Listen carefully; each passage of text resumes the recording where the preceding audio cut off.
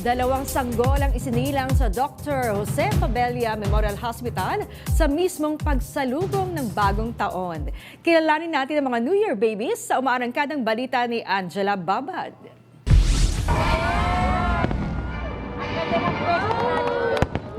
25 sanggol ang isinilang sa Dr. Jose Fabella Memorial Hospital simula kahapon, December 31, 2025 hanggang kaninang madaling araw, January 1, 2026. Dalawa sa kanila ang ipinanganak mismo ng alas 12 ng madaling araw o ang mismong pagsalubong sa taong 2026. Sina baby boy Yuri ni Sally Alburo at si baby girl Zamara ni Jeneline Dalen. Laking tuwa naman ng staff ng ospital dahil maayos ang naging panganganak ng dalawang ina na pareho ring mula sa Cavite. Ayon naman kay Dr. Luis Legaspi, Senior House Officer ng Dr. Jose Fabella Memorial Hospital, mas kaunti ang isinilang ng bisperas ng bagong taon kung ikukumpara sa naitatalang panganak kada araw sa ospital na karaniwang umaabot sa 40 hanggang 50. Inaasahan naman ng ospital na patuloy pang tataas ang bilang ng mga manganganak ngayong unang araw ng taon. Ayon sa kanila, sapat ang kagamitan at mga gamot ng ospital na kakailanganin ng mga ina. Ako si Angela Babad ng PRTV News, nagseserbisyo para sa Pilipino.